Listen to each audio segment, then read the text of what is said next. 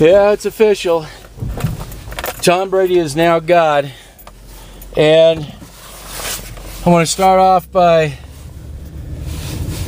congratulating Marty Schottenheimer, the Kansas City Chiefs head coach Andy Reid, and the entire greater Los Angeles area, and the Chargers and Rams for making this all possible.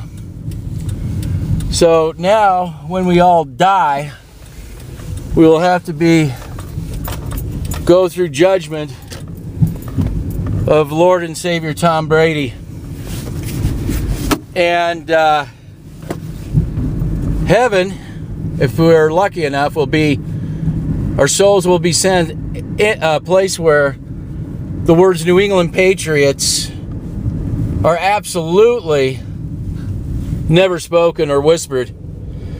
But if we're not so fortunate, we will be sent and cast to spend eternity in a New England Patriot dive shrine bar, complete with faded Patriot memorabilia like yellow referee flags commemorating all the bogus pass interference calls that bailed Tom Brady out of a jam, all encased in the Tuck Rule display case. And of course, it will reek of aqua velva, real stale aqua velva too. Anyway, congrats goes out to Tom Brady and the Patriots, no doubt.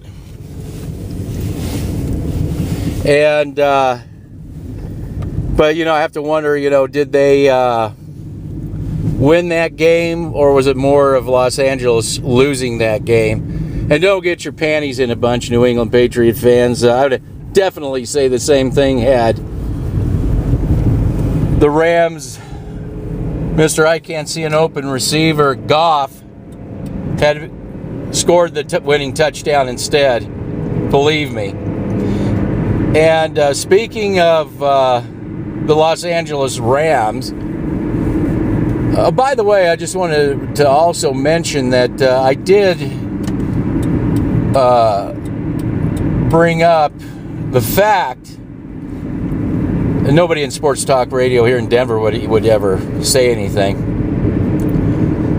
that New England, the unsung hero of New England Patriots this season was their defense. And of course the offensive line, which everybody knows I've gone on and on and on and on in just awe and I've been raving about the decades, excuse me, the years, season after season, Tom Brady has enjoyed a marquee offensive line and how important an offensive line is. Did anybody notice the difference between the Rams offensive line versus the Patriots offensive line? And don't get me wrong, the Patriots had their hands full.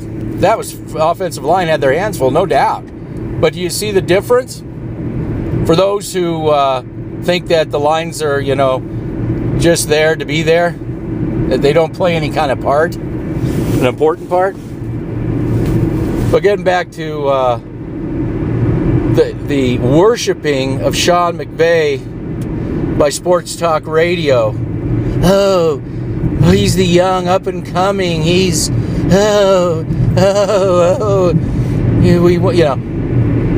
go back. I mean, it seemed to me that the Rams were losing steam going into the playoffs, and Sean McVay. I mean, talk about horrible play calling. But I guess if your quarterback could actually see a wide open receiver, it would have helped out a bit. But they were down to ready to score a touchdown, and I said to myself, this is the Rams. I'm like, they're going to go for the end zone, and of course, that'll be a fatal mistake that they'll make by doing it instead of just getting the first down. And then, of course, so predictably, he's young, he's up and coming, his system. They don't talk about this sports talk radio. Goff throws a predictable interception. Predictable. Bad play calling. Bad. But, Belly Chick had his wits about him. slow and steady as she goes. But what I wanted to call this this video was the Super Bowl 53 Wade Phillips edition, because Wade Phillips gave McVay every opportunity out there to win the game. Every opportunity to win the game. And this goes back to my John Elway, The Ego Has Landed video I did, where I asked, why the hell did John Elway ever get rid of Wade Phillips? Oh, don't worry, now we got a new defensive guru, but Wade Phillips has a track record. But I will say this, I do think that New Orleans would have won this Super Bowl. I really do. I knew that New England Patriots definitely should have been the favorite in this one against the Rams. I didn't really believe in the Rams. I think they even they were lucky to really be there in the first place, due to non-officiating during the New England game.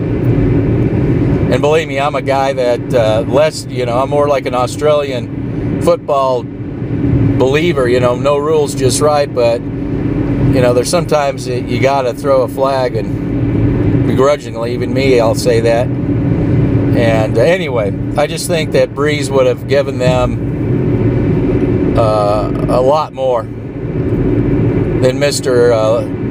And then there's Goff, staring up at the ceiling. If you weren't missing your wide open receivers, maybe you should be looking at your play-by-play, instead. Anyway, not impressed with that with McVay, not impressed with Goff. And granted, Goff is young, and I get that. But just not impressed all the way around. So with that, but hats off to the New England Patriots. And again, I bring up the Shrine Bar, and I guess there is something to be said about.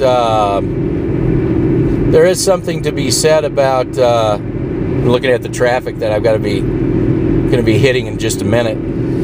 There's going to be something to be said for the Denver Broncos not having as the success as New England. That I can guarantee you, lightning will not strike twice in New England, and when it's all said and done, they will go back to AFC East irrelevance. And it will be rather comical when they're getting beat by the Bills on the regular. And all they have to look forward to is, shrine bars talking about the good old days. Like the Raiders did after their little time in the sun had set. But enjoy it while you can, New England. Oh, one thing I want to say, too, about, Brady retiring, and back to the offensive lines and whatnot. I would definitely, if I was Tom Brady, play till I'm 55 with that offensive line in front of me. It is stellar. And as long as he gets protected like that, why not, And I'll give New England, that's one thing I really give New England credit for, is just season after season of putting together a marquee offensive line. And I'll tell you, that has just not been said. There's nobody that said anything about that ever in sports talk radio. It's just the Tom Brady worship fest, at the altar. But that, I think Tom Brady would be the first to tell you that he can't get business done, is efficient without that offensive line in front of him. So keep thinking offensive lines and how important they are when you look at the Tom Brady legacy. All right.